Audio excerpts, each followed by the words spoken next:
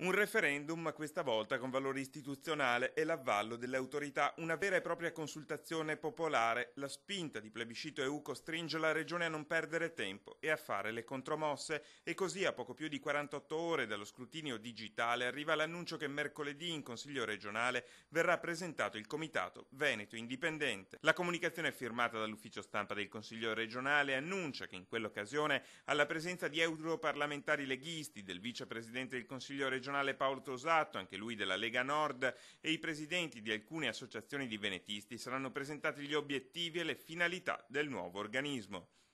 Tra queste, secondo i ben informati di Palazzo Ferrofini, dovrebbe esserci anche la proposta di legge referendaria che porta la firma di Valdegamberi, una proposta che sarà discussa in commissione il 1° aprile. Istanze e proposte che non lasciano indifferenti neppure gli uomini del nuovo centrodestra. A rompere gli indugi è il senatore Maurizio Sacconi.